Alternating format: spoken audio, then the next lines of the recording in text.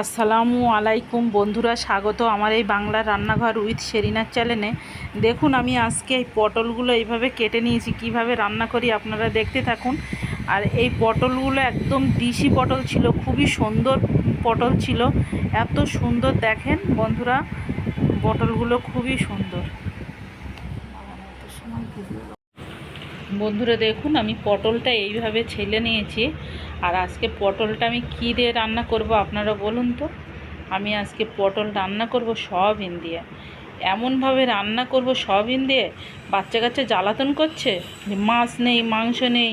বাবা, বড় মাংস তো আমার বাড়ি প্যাকেটে আছে, ওই জন্য তো আমি ভাবছি কী রান্না করি। আমি আজকে বাচ্চারা সবজি খাবে না, দাঁড়ান আমি সবজি খাইয়ে তারপরে ছাড়বো। আমি আজকে পটল দিয়ে আর সয়াবিন দিয়ে রান্না করব, কিন্তু এইভাবে রান্না করলে বাচ্চা কাচ্চা একদম চেটে পুটে খাবে না কেন? সবজি খাবে না, বাচ্চাদের সবজি খাওয়াতে হবে। এমনভাবে রান্না করব বাচ্চা থেকে বুড়োরা সবাই খাবে।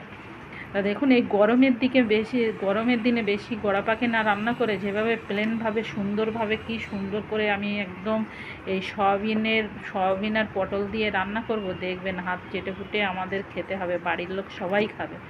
আর আপনাদের যদি ভালো লেগে থাকে আপনারাও প্লিজ খেয়ে আমাকে জানাবেন, শেয়ার করবেন, কমেন্ট করবেন, লাইক করবেন। প্লিজ প্লিজ প্লিজ প্লিজ আমার চ্যানেলটাকে সাবস্ক্রাইব করবেন। তা দেখুন, আমি পটল এইভাবে কুচি কুচি করে কেটে নিয়েছিলাম। আমি বেশি বড় বড় করে কেটে নিইনি, অনেকে ভেজে নেয় তো। আমি অত তেল দিয়ে ভাজাভুজি বা অত বেশি রান্না করতে চাইছি না, তাড়াতাড়ি সংক্ষেপে যে রান্নাটা হয় সেই রান্নাটাই আমি করতে চাইছিলাম।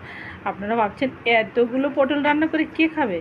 এতগুলো পটল রান্না করে এখন সবজি বেশি খেতে বলছে ডাক্তারে, ভাত কম খেতে বলছে।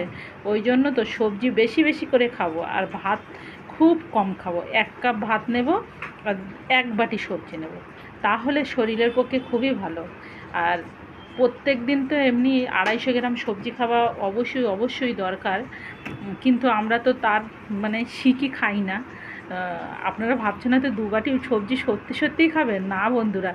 এই এই যে ছোট্ট কড়া, আমার খুব বেশি বড় কড়া না, ওই জন্য এরকম ভাবছেন হয়তো আপনারাও অনেক কিছু না। আর আপনারা কি এটাই কি ভাবছেন? আমি কি করে বুঝবো? আমি তো আমার মতন গল্প করেই যাচ্ছি। দেখেছেন, সয়াবিনগুলো দিয়ে দিয়েছি ভেজে, আপনাদেরকে দেখাতে পারিনি বা দেখেইনি যে এত বড় ভিডিও হয়ে যাচ্ছে। এত ধৈর্য মানুষের আছে নাকি? যত কম ছোট ছোট করে ভিডিও করা যায় ততই ভালো।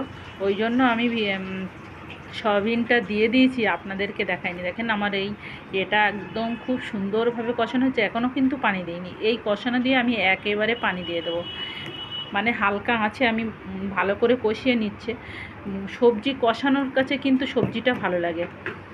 আর শুধু সবজি রান্না করলে একটু তেল বেশি দিলে ভালো হয়, তো আমি মিডিয়াম দিয়েছিলাম, খুব বেশি দিইনি আর খুব কমও দিইনি। আর যেহেতু আজকে সয়াবিন দিয়ে রান্না করছি তো বড় মাংস, তাহলে তো একটু দিতেই হবে তেল, ওই জন্য একটু তেল দিয়েছিলাম। আর খুব সামান্য পরিমাণে আদা রসুন দিয়েছি, দেখেছেন, আর একটু জিরে গুঁড়ো, আর কিচ্ছু না বন্ধুরা। এই সবজিটা দিয়েই আমি ভাত খাবো আজকে। আর দেখুন, কালারটা এত সুন্দর চলে এসছে, কি বলবো, খুব দুর্দান্ত কালার চলে এসছে।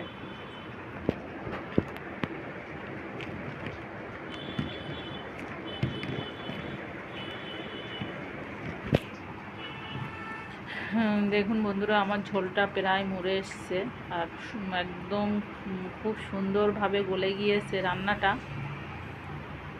সবজিগুলো, আলুগুলো সব কিছুই গলে সুন্দর হয়ে গেছে। এবারে শুধু গরম গরম ভাতের পালা বা রুটির পালা। রুটি হলেও ভাত হলে সবই খাওয়া যাবে, কোনোটাই বাদ দেওয়া যাবে না। বন্ধুরা দেখেছেন, খুব সুন্দর হয়ে গেছে। আর আমি ঝোল বেশি রাখবো না, এরকম কষা কষাই রান্না করব। আল্লাহ হাফেজ।